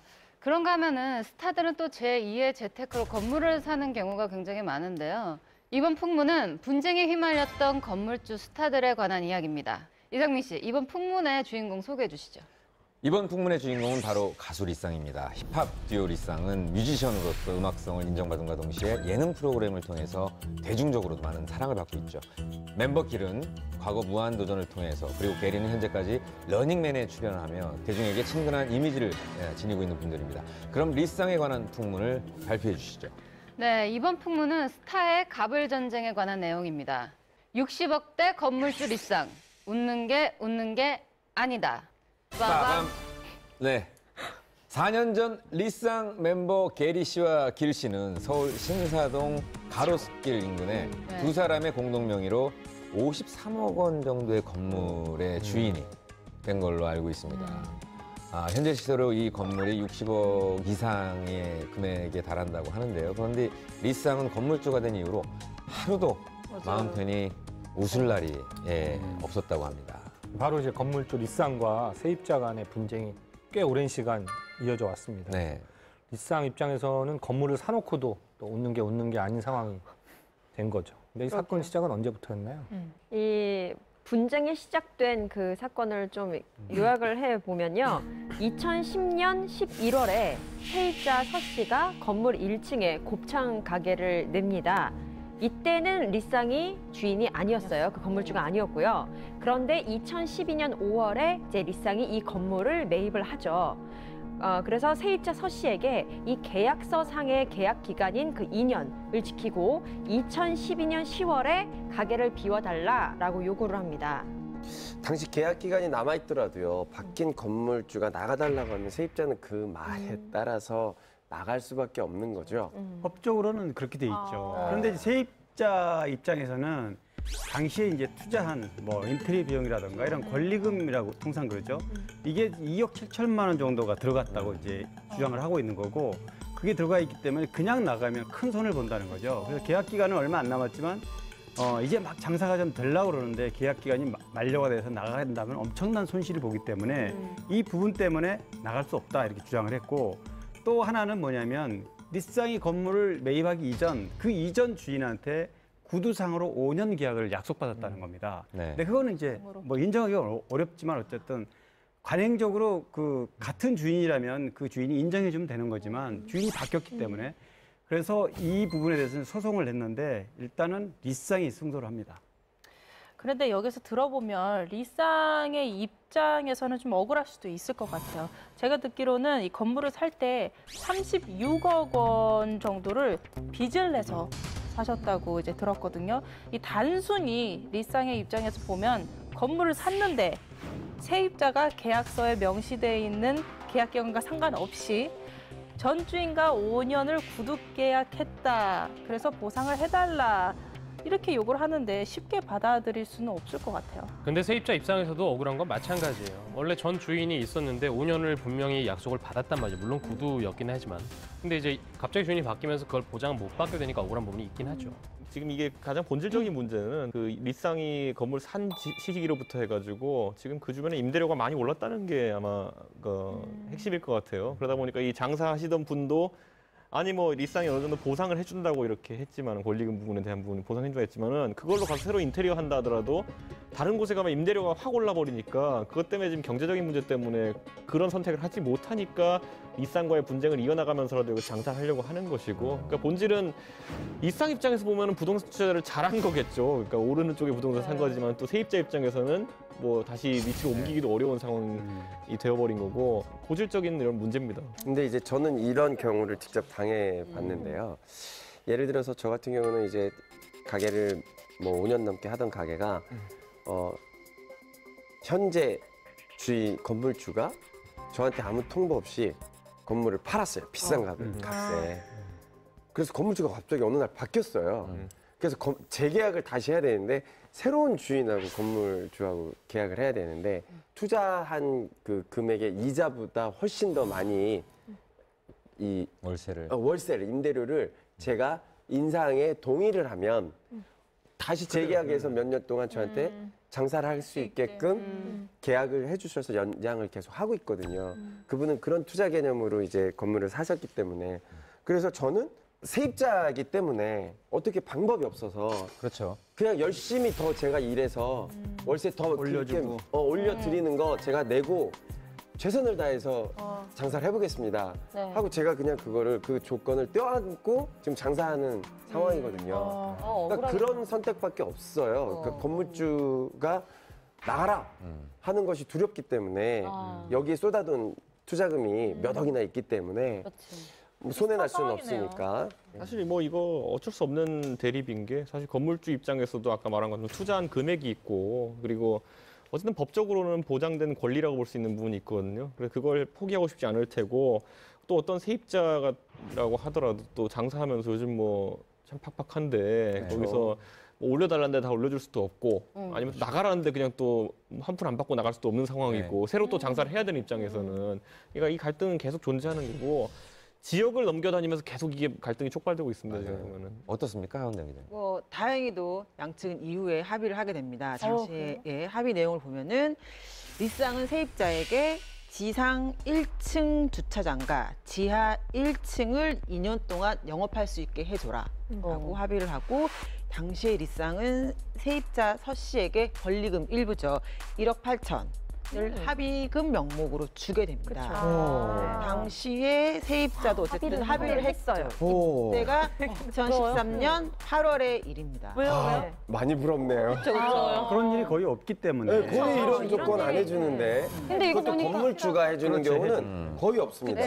아니 근데 어쨌든 윈윈 시츄에이션이 됐네요. 서로 윈윈했고 이 장소로 옮겨서 장사를 하려면 이 자금이 들어가니까 건물주인 이 리쌍이 세입자에게 지급을 한 거잖아요. 근데 여기서 아까 제가 말했던 것처럼 구조적인 문제가 있는 거죠. 다른 건물로 옮겨가지고 장사를 하기에는 또 손이 안 되니까. 월세가 많이 올랐으니까 결국에는 약간 거기서 또 이제 편법이 등장하게 되는 것이고 주차장이랑 또 지하에서 영업을 한다는 형태로 중간 타협점이 된 것이 오히려 지금 와서 갈등을 키운 하나의 문제가 됐던 거죠. 처음부터 다른 곳으로 아예 영주할 수 있는 곳으로 갔으면 문제가 되지 않는데 그렇게 하기엔 또 상황이 서로 여의치 않았던 거죠. 근데 보통 건물주가 1억 원 이상을 보상해서 주는 경우는 극히 드문 케이스입니다. 연예인이기 때문에 그렇죠. 네, 또 그렇게 그냥 문제되고 엉망이 싶지 않으니까.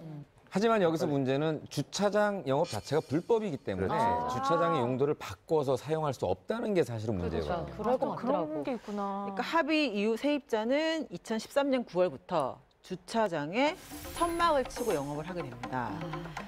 장사한 지 한 달이 좀 지났을걸요? 구청에서 연락이 옵니다. 뭐지? 불법 건축물을 철거하라. 그럼 리쌍 분들은 불법인지 모르고 그렇게 합의를 했던 거겠죠? 뭐 괜찮을 당시에는 그렇죠. 네.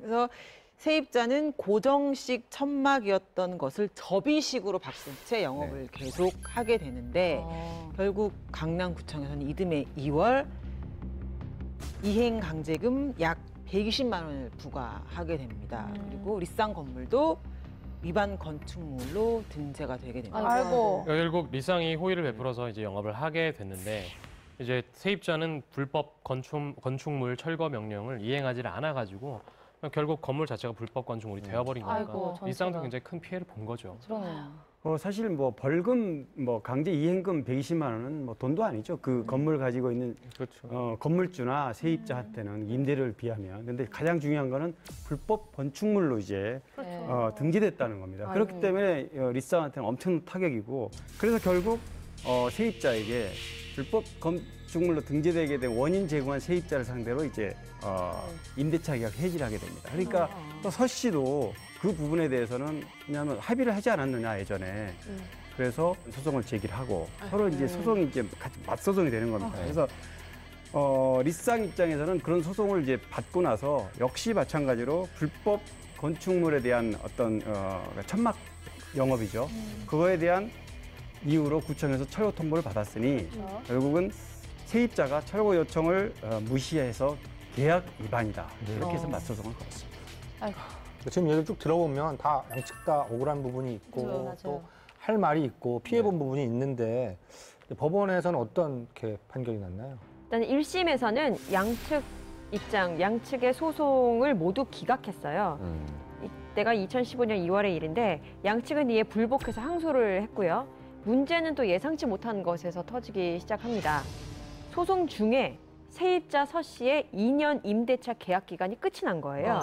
그래서 임대차 계약을 갱신을 하려면 계약 만료 6개월 전부터 1개월, 한 달 전까지 그러니까 건물주에게 뭐 명시적이나 묵시적으로 계약 갱신을 요구해야 하는데 세입자 서 씨는 그 기간을 놓친 거죠. 그러네.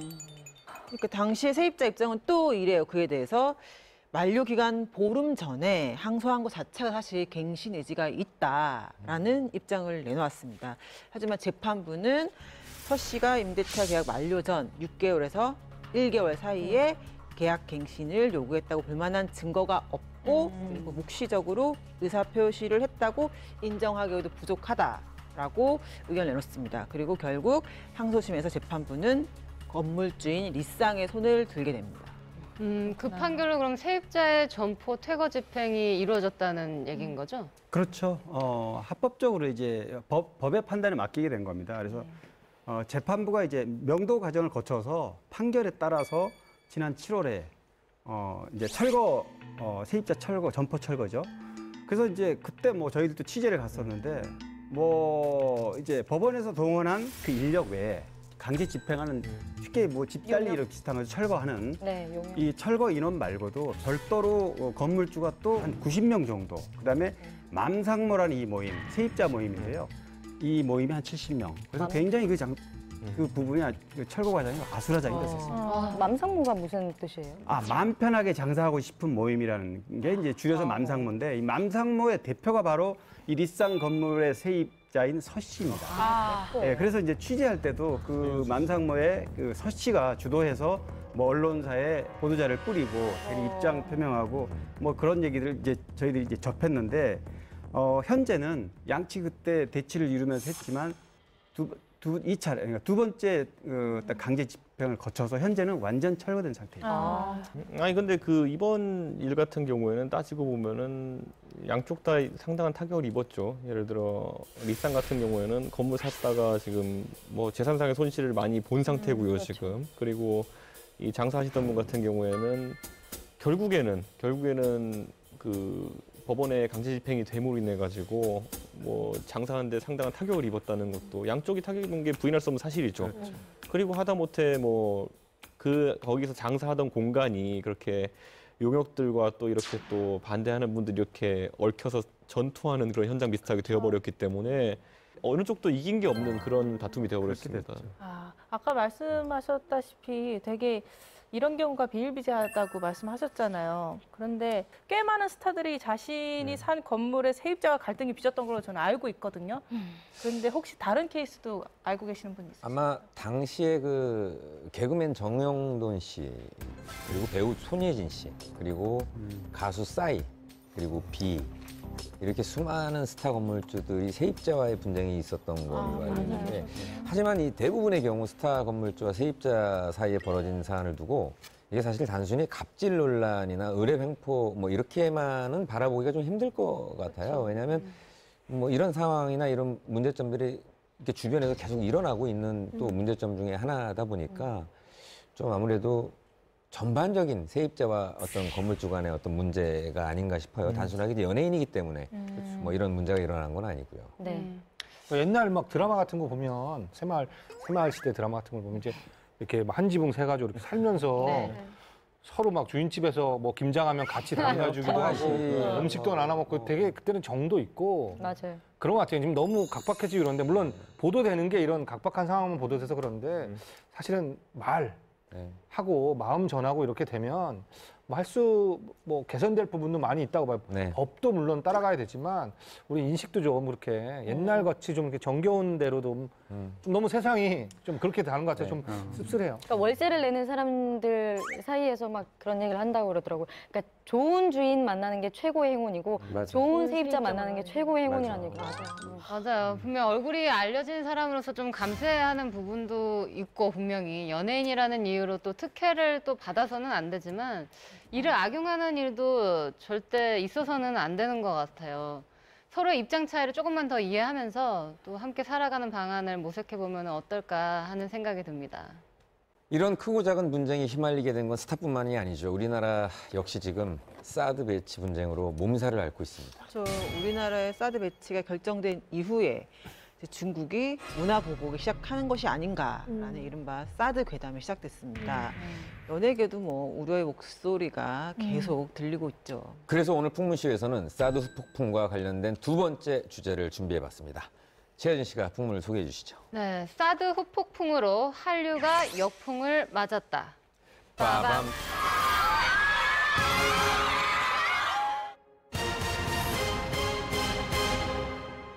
한국 금지령이 발표됐다. 한국 여주인공 뭐 교체설, 프로그램 방영 중단설. 연기자로 활동하는 동생들이 휴가 받고 중국 콘서트 또한 취소됐다는 이런 소문이 힘증은 있지만 물증이 없어서 물증이 있는 한류 스타도 있습니다. 그 남녀 주인공이죠. 와. 중국에서 모니터하고 있나요, 저희 프로? 입국 금지. 요새 뉴스 보니까 사드라는 단어가 굉장히 많이 언급이 되잖아요. 그런데 아직도 사드에 대해서 잘 모르시는 분들 굉장히 많아요. 근데 사드에 대해서 좀 누가 설명을 좀 해주셨으면 이건 내 전문 분야는 내가 빠밤해야 될 것 같은데. 그런데 사드라고 하면은 이제 우리가 북한이 지금 핵미사일 만든다고 하고 있잖아요. 그러니까 뭐 미사일 같은 걸 이제 상대방이 쏘게 되면은 미사일을 막을 수 있는 시스템을 구축하는 게 중요한데, 미사일이라는 건 원래 되게 높이 올라가서 높은 데서 떨어지는 것이기 때문에 사드라는 건 결국 그 떨어지는 미사일을 막는 무기라고 보면 됩니다. 근데 이게 굉장히 정밀한 무기여야 되는 게, 만약 여기 스테파니 씨가 돌을 여기서 하나 딱 던졌는데 강 기자님이 돌을 던져서 맞추는 게 쉽지가 않잖아요, 그게. 그러니까 굉장히 정밀한 레이더로 살피면서 그 떨어지는 돌을 맞출 정도 정확하게 던져야 되는 건데, 그러다 보니까 가까운 인접 국가인 중국 같은 경우에는 우리 감시하려고 하는 거 아니냐라는 또 오해를 살 수 있어가지고 문제가 발생하는 거고, 그래서 중국이 그걸 아주 불편하게 생각하기 때문에 무슨 수를 써서 막겠다라는 지금 입장을 밝히고 있어가지고, 아 그러면 우리 한류를 혹시 볼모 잡는 거 아니냐라고 이제 받아들이고 있는 사람도 있는 거죠. 제 동생들 중에 중국에서 연기자로 활동하는 동생들이 몇 있습니다. 그러니까 신인인데 다들 휴가 받고 한국에 들어와 있어요. 진짜. 네, 준비하던 것들이 다 스톱돼가지고요. 실제로 중국 드라마 한국 여주인공 뭐 교체설, 그리고 프로그램 방영 중단설, 한류 스타 행사 취소설, 뭐 이런 얘기들이 사드 배치 발표 이후에 굉장히 많이 돌고 네. 있거든요. 사실은 네. 아무래도 가장 쉽고 제일 강한 효과를 발휘하는 게 문화적인 보복 조치가 아닐까 싶어요. 문화 콘텐츠. 그렇죠. 뭐 한류는 이제 전 세계적으로 한류가 자랑스러운 우리의 문화 상품이겠는데 2014년 기준으로 했을 때 6조 9천억 정도의 와. 우리 한류로 관련 사업으로 벌어들이는 수익이 한국이 그 정도로 많습니다. 그런데 이 중에서 중국의 대륙 한류로 벌어들인 돈이 하나로 거의 한 2조 가까이 됩니다. 그러니까 그 차지하는 비중이 전 세계적으로 본다면 중국이 차지하는 비중이 굉장히 많죠. 25% 가까이 되는 거니까요. 그 중국 우리 팬 여러분들께서 되게 한국 한류 스타에 대한 사랑이 굉장히 남다른 걸로 알고 있어요. 일단 한류 스타 A씨 같은 경우에는 한 호텔에 머물면서 그 호텔의 소유주의 가족과 함께 식사를 하고 사진을 찍어주면 이 호텔에 평생 숙박권을 주겠다라는 제안이 왔다고 해요. 그런데 이 한류 스타 A씨는 그것을 정중히 거절을 했다고 하고요. 가주는 게 고마운 거니까 이거는 그러니까 뭐 그냥 와달라는 표현을 오히려 헐값에 그렇죠. 다른 방향으로 뭐 여배우랑 밥 먹게 하면 네. 돈을 얼마를 줘야 되냐라고 물어봐서 그런 얘기 하려면 전화하지 말라고 그랬지. 근데 그런 전화가 많아요. 중국 쪽에서는 뭐 그러니까 저도 뭐 이단 얍착이 박장근 씨한테 들은 얘기인데 뭐 중국에 뭐 일 있어서 갔다가 빅뱅 얼마 하면 사냐. 뭐 이런 되게 말도 안 되는. 근데 문제는 뭐냐면 그 빅뱅이 얘기를 한 없어 얘기한 사람이 거 아니야?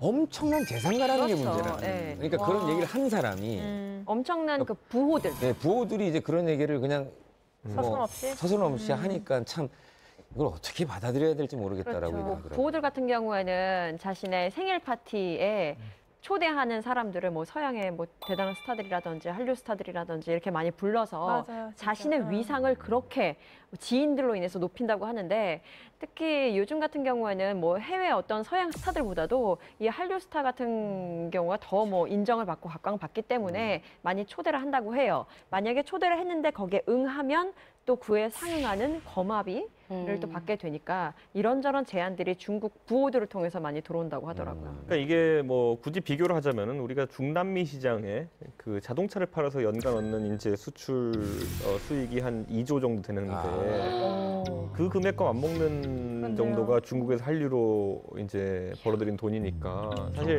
사실 문화 콘텐츠라는 게 가격을 매기자고 보면은 굉장히 애매한 것이 손에 잡히는 물건은 아니잖아요. 그러니까 소위 말하는 소프트웨어인데 그 소프트웨어를 팔아가지고 2조를 번다는 거는 쉽지가 않은 일이죠. 예전에 뭐 디즈니 이런 회사 보면 매출이 몇십조 되잖아요. 이런 거 보면서 참 부럽다. 저긴 진짜 영화 한 편 팔아가지고 저렇게 많은 돈을 버는데 우리는 맨날 스타 몇 대 파느냐를 갖고 이렇게 수출 성과 측정하는 게 좀 다르다는 느꼈는데 요즘은 우리가 그렇게 하고 있다는 거죠. 네, 얼마 전에 이 뉴욕 타임즈에서 기사가 났어요.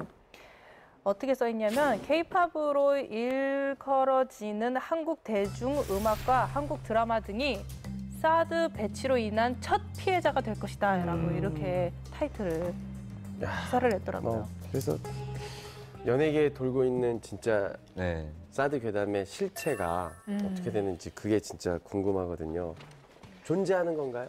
실제로 사드 후폭풍이라는 뭐 관련된 내용이 있는 지라시가 뭐 한번 쫙 돈 적이 있습니다. 이후에 이제 언론에서도 중국이 한류 자체를 막고 있다. 내지는 문화적으로 보복을 하려고 한다라는 내용의 기사들이 좀 나오기 시작했죠. 아마도 한 번쯤은 들어보셨을 것 같아요. 9월 1일부터 광전총국, 그러니까 한국으로 치면은 방통위 해당하는 조직인 거죠. 저 한류 스타 출연을 금지하는 것을 골자로 하는 한국 금지령이 발표됐다라는 소문이 돌았었어요. 그 내용을 좀 보면은 아이돌 그룹의 활동을 금지시키고 그리고 1만 명 이상 규모의 공연도 불허하고 그리고 신규 드라마 등 합작을 포함한 한국 방송물들의 사전 제작을 금지하고 그리고 한국 배우가 출연하는 드라마 자체의 제작도 금지한다. 뭐 이런 내용이 있었는데 하지만 실제로 광전총국의 입장은 좀 다릅니다. 한국 금지령을 실제로 공식화한 적 없다라는 입장을 밝혔습니다. 지금 최대웅 작가님도 중국에서 좀 활동하고 계시잖아요. 네. 직접적으로 느끼시는 게 있나요? 최 작가님도 2조 벌고 이러는 거예요? 저도 뭐 2조에 보탬이 되시죠. 극히 미약하게 위안을 좀 벌었고요. 뭐 근데 다행히 저는 뭐 아직 그런 거 없고요. 왜냐하면 저는 직접 연예인이 아니고 제작을 하는 뭐 기획자이기 때문에 뭐 기획자까지 뭘 막아라 이런 건 아직 없고요. 제가 그래서 이거를 이제 여기 담당 제작진이 뭐 피해 당하신 거 있으세요? 뭐 아는 거 있으세요? 그래서 제가 굉장히 귀찮아하는 몇 명한테 연락을 해봤어요. 연락하면 되게 싫어하는데 이 사람들도 걱정이 되니까 왜냐하면 그 뭐 중국은 정부에서 충분히 막을 수 있는 힘이 있기 때문에 네. 걱정이 되기 때문에 중국 파트너 회사들이 먼저 더 광전총국이나 방송국에 대해서 먼저 그런 조치가 있었나 알아보는데 아직까지 그게 문서화돼서 내려온 건 없고요. 뭐 전화를 받았다는 설도 있고요. 저도 뭐 비슷한 전화 하나라면 혹시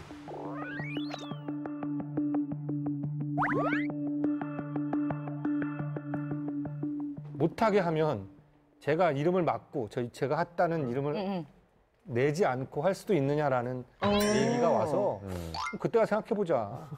이름을 안 내는 조건으로 돈을 더 주면 내가 아니 중국 이제 이름으로 실질적으로.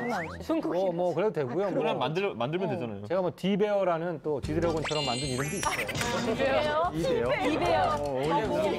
네, 디베어. 뭐 그런 건 아랑곳하지 않는데 또 한 군데는 또 뭐 저를 뭐 대한민국에서 아주 훌륭한 뭐 예능 작가와 중국에서 지금 제일 잘 나가는 PD랑 묶어가지고 펀딩을 받아서 하겠다. 그건 이제 대외적으로 공표한다는 거잖아요. 네네. 그래서 약간 종잡을 수는 없는데 근데 확실한 건 뭐냐면 핑계거리가 생겼다는 거죠. 지금까지도 뭐 계약을 잘 이행 안 하고 이랬는데 이제 더 확실하게 그러네. 돈을 줄 때 예를 들어서 뭐 나라에서 못 주게 한다. 그럼 우리가 확인할 길도 없고 보복할 길도 없는 채 당해서 그래서 좀 예의주시하면서 좀 관망하고 있습니다. 사드 괴담 이후에 그렇다면 실질적인 피해들이 없다고 봐야 하는 건가요?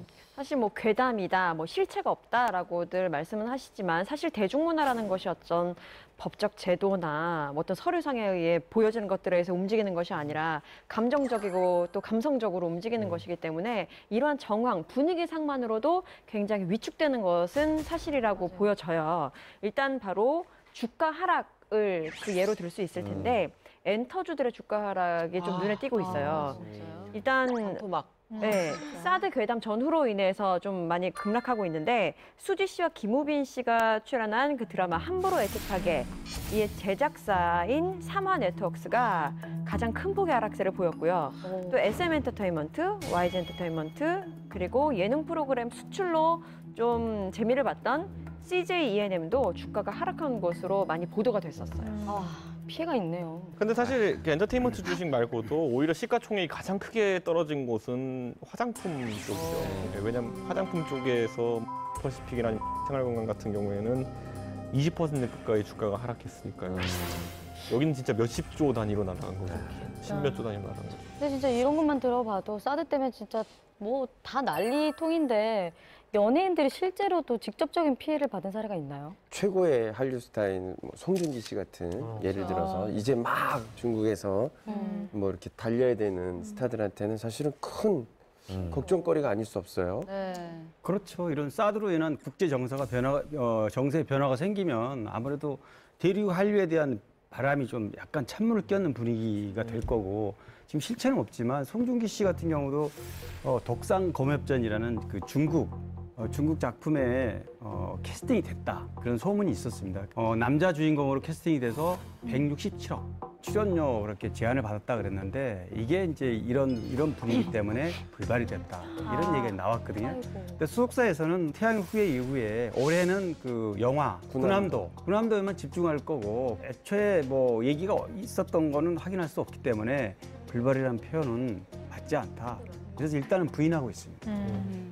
한류 스타 하면은 또 이준기 씨도 빼놓을 수 없잖아요. 그 이준규 씨가 소문에 한간에 중국 비자가 나오지 않아서 자신이 출연했던 영화죠. 시칠리아 햇빛 아래라는 영화의 상영에 참석하지 못했다라는 소문이 좀 파다하게 났었는데 이제 알고 보니까 이준기 씨가 행사에 참석은 했지만 결국 안정상의 문제로 레드카펫 행사에는 결국 불참을 했다라고 밝혔습니다. 이준기 씨도 이준기 씨지만 그 유인나 씨도 중국 가셨잖아요. 그 열심히 활동하던 DJ도 그만두시고 가신 걸로 알고 있는데 뭐 타격 없나요? 유인나 씨 역시 하차설에 휘말렸어요.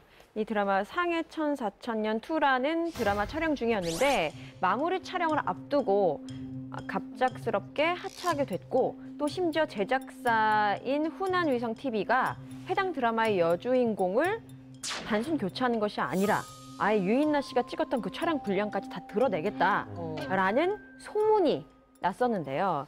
이에 대해 유인나 씨의 소속사는 전혀 사실 무근이다라고 해명을 해서 또 일단락이 되기도 했습니다. 진짜 이게 괴담인지는 모르겠으나 저희 후배들, 이제 제 후배들 뭐 많이 모르실 수도 있지만 걸그룹, 보이그룹 지금 공연이 많이 취소된 상태예요. 그거는 사실입니다. 그래서 비행기 표까지 다 샀는데도 지금 못 간 경우가 지금 생겼고요. 우주 대스타 김희철 씨도 이번 논란에 휩싸였었어요. 아니, 김희철 씨가 속한 그 슈퍼주니어가 중국에서 엄청난 인기가 있다라고 들었는데 어떤 논란에 휩싸인 거죠? 근데 이게 논란으로 그냥 끝날지는 모르겠으나 김희철 씨는 이게 후베이성 TV 예능 프로 로고아이 시즌 3에 출연했는데 이 사드 배치 결정 이후에 분량을 삭제하겠다. 비슷한 경우죠. 삭제하겠다 이런 소문이 돌았었어요. 이러면 안 되는데. 그리고 왜? 저도 나오는데. 정말요? 진짜. 네, 김희철 씨하고. 끝까지 들어보세요. 네네네. 네, 그리고 긴장되는데요. 결과 발표 기다리세요. 결과. 엑소 최고 인기 그룹 엑소의 중국 콘서트 또한 취소됐다는 이런 소문이 돌았어요. 그런데 나 엑소 좋아하는데. 소문이 굉장히 무성한데 이에 대해서 이제 SM 엔터테인먼트는 김희철 씨의 분량은 변동 사항이 없고 홍석천 씨는 삭제되나요? 나만 잘린 거야? 그럼 안 되는데. SNS에서 그런 것도 발표해주나요? 홍석천 씨 잘렸다고? 엑소는 8월에 중국에서 예정된 공연이 없었다라고 애당초. 네, 그렇게 얘기를 아니, 근데 이거는 했습니다. 사실 제가 봤을 때는 좀 의심해 볼 만한 것이 이건 미리 알 수 없는 거 아닌가요? 실제 나올 만한 분량보다 좀 삭제됐을 수도 있는 거고 그거는 충분히 제 생각에는 나와보면 알 것 같은데요. 그 SM 소속사에서는 자체가 없었다고 그러고 팬들은 중국에 잡혔는데 지금 이거 스테파니 씨가 얘기한 것처럼 취소됐다 이렇게 그러니까 오해를 하고 있는 소문이 거죠. 저희는 확인할 방법이 지금 그게 없으니까 그래서 이렇게 괴담으로 도는 것 같아요. 맞아요. 그러니까 소속사들도 계속 부인하고는 있지만 결과론적으로는 심증은 있지만 물증이 없어서 부인할 수밖에 없는 상황인 것 같아요. 그렇다면 이렇게 소문만 무성한 어떤 그런 일 말고 뭐 네, 확실한 물증이 있는 한류 스타도 있습니다. 아, 그래요? 누구요? 소문만 무성한 어떤 그런 일 말고 뭐 네, 확실한 물증이 있는 한류 스타도 있습니다. 아, 그래요? 누구요? 함부로 애틋하게 그 남녀 주인공이죠. 김우빈하고 수지 씨 같은 경우는 이제 중국 최대 동영상 사이트가 유크입니다. 그 유크를 통해서 지금 이 함텟이 한국과 중국에 동시 지금 상영되고 있는데 그래서 이 팬미팅을 잡았단 말이죠. 그런데 팬미팅을 사흘 앞두고 불가항력적인 이유로 무기한 연기한다 이렇게 발표를 했어요. 그러니까 그 불가항력 이유라는 게 그런 아까 얘기했던 사드 같은 그런 게 아니고서는 왜냐하면 거액을 들여서 유쿠가 이런 그 동영상을 동시 상영하는 이런 상황 있잖아요. 예전에 그 태양의 후예처럼 어마어마한 그 클릭 수가 있고 수익이 생기는 행사이기 때문에 이거는 취소할 이유가 절대 없거든요. 그러네요. 그렇죠. 그것도 4일 전에 불가항력적인 이유로 그렇습니다. 한다는 거는 뭔가 있다라는 그렇죠. 건데 좀 우리가 알고 있는 그 무언가가 그것인지 괴담 아닌 궁금해지니까. 괴담이네요. 그럴 가능성이 네. 좀 있다. 이거는 이 경우에는. 근데 저는 얼마 전에 그 중국 현지 여론조사와 관련된 기사를 본 적이 있는데 중국의 누리꾼의 86% 이상이 최근 상황에서 중국 정부가 한국 연예인의 출연을 금지한다면 지지하겠다라고 답을 했다고 합니다. 그렇구나. 진짜 중국 내에서는 한국의 그 한류에 대한 여론이 좀 안 좋은 것 같기도 한데 저도 박보검 씨가 여론 때문에 좀 이미지에 많이 타격을 입었다는 얘기를 들었거든요. 박보검 씨가 의류업체 광고 때문에 중국의 누리꾼들에게 굉장히 비난을 받는 일이 있었습니다. 이제 그 광고 내용을 좀 보면요. 박보검 씨가 만리장성이라는 이름을 가진 상대와 바둑 대결을 합니다. 여기서 이깁니다. 이기고 난 다음에 춤 배틀을 하는데 만리장성이 한 여성에게 뺨을 맞습니다. 그리고 박보검 씨를 포함한 주변인들이 뺨 맞는 것을 보고 박장대소를 하는 뭐 이런 콘티였나 봐요. 근데 이제 이를 두고 중국 다수의 매체에서 박보검이 중국을 모욕하는 광고를 찍었다라는 보도를 내놓아서 비난을 받은 적이 있습니다. 우리 박보검 박보검 씨 씨가 잘못인 뭘 잘못했는지를 잘 모르겠습니다. 그게 연예인의 비애가 아닐까요? 결국 하여튼 그래서 중국에서 그- 모니터하고 있나요, 저희 프로? 입국 금지. 그러니까 뭐 결국 좀 신중하게 CF를 찍을 때도 콘티 하나하나 다 해야 되는 건가요? 아니 그래서 그 부분에 대해서는 광고회사에서 이제 공식 사과를 했습니다. 네. 네, 그리고 나서 그렇지만 이제 연예인은 이미지잖아요. 그래서 네. 중국 누리꾼들의 그런 분노는 쉽게 사그러들지 않는 상황이죠. 아니 실제로 중국도 약간 여론이 되게 막 냄비 끓듯이 끓어오르는 일들을 우리 몇 번 봤잖아요. 예를 들어 그 쯔위가 대만 깃발 하는 거 보고 거기서 난리 났던 것처럼 그건 사드랑 관계없이도 그렇게 벌어졌던 일이거든요. 찌 얘기했을 때 그때 이제 그 흑룡강 위성이라는 데서 페이가 나오는 프로를 했어요. 제작을 해가지고 페이가 나가는 첫 번째 회 방송인데 찌위 그 사건이 터진 이후에 흑룡강 위성에서 이거 방송 못 낸다. 아이고. 제가 보기에는 알아서 약간 기는 듯한 느낌이었어요. 뭐 광역정부에서 내지 마라 이런 게 아닌데 그래서 저 페이가 하나된 중국을 지지합니다라는 걸 페이스북에 올리게 해라. 네. 그러지 않으면 못 나간다. 그래서 이제 거기 뭐 관계자들 전화 와서 제가 JYP 사장이랑 중학교 고등학교 친구거든요. 정욱이라는 그러니까 동네 친구예요. 뭐 근데 그 친구한테 전화를 했더니 야 뭐 박진영이 다 얘기했고 뭐 그래서 공식적으로 얘기를 했다 그래가지고 방송에 나갔는데요. 사실 그때도 그냥 알아서 그럴지도 모른다라는 것 때문에 그런 건데 오히려 뭐 검색어 1등하고 그래서 페이가 중국에서 뭐 방송 효과도 좋았어요. 뭐그 이슈는 생각이 되는 나네요. 선택. 네. 이게 사실은 까마귀 날자 배 떨어진다라는 말이 있듯이 중국이 자국 문화 보호가 강하잖아요. 네, 그렇기 때문에 본인이 이제 원래 한류를 제한하고자 하는 목소리가 중국 내에 있었는데 마침 이제 사드 문제가 터지다 보니까 이게 좀 더 확산이 되지 않았을까라는 생각이 좀 들더라고요. 그렇다면 이 문제 자체를 아예 피해간 예외의 스타들은 없나요? 원조 한류 스타 중에서 톱 여배우가 바로 이 뭐 사드의 보복 이런 거를 비껴갔습니다. 누굴까요? 톱 여배우라면 제가 더 알죠. 전지현, 장나라, 땡. 이영애. 아 그분들은 아니고요. 아니에요? 네. 주인공은 바로 추자연 씨예요.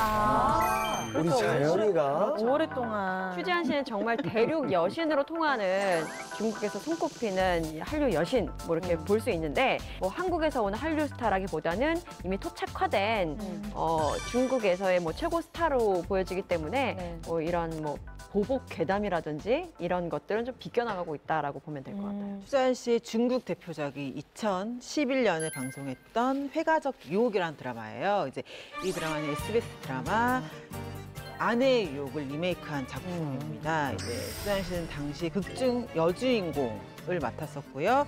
그 당시 드라마 시청률이 이제 그 이전까지 중국에서 가장 성공한 한류 드라마가 대장금이었는데 대장금의 시청률이 3.2였다면 추자연 씨가 출연했던 이 드라마는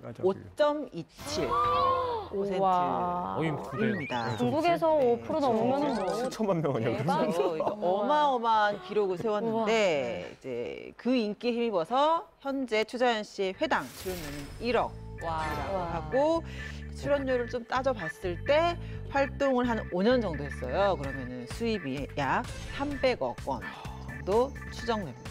그 한국 영화도 그 중국에 이제 개봉을 했을 때 좀 생각보다는 많이 안 됐다라고 하는 정도가 한 4천만 정도라고 관객 수가. 우리나라에 1,000만 대고 다 갔네요. 시장이 너무 크다 보니까 정말 5%라고 하면 국민 드라마라고 할 정도로 정말 많은 분들이 보신다는 얘기죠. 사실 근데 중국 내 최고의 인기를 끌고 있는 한류 스타 하면 또 김수현 씨를 빼놓고 얘기할 수는 없잖아요. 맞아요. 현재 피해를 보고 있지는 않나요?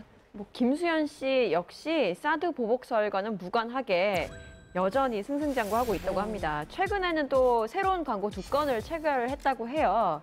그래서 뭐 중국 작품이나 광고 제안들이 꾸준히 들어오고 있는 상태이기 때문에 사드 보복설과 무관하게 이 전이나 후나 뭐 다름없이 진행되고 있다고 하고요.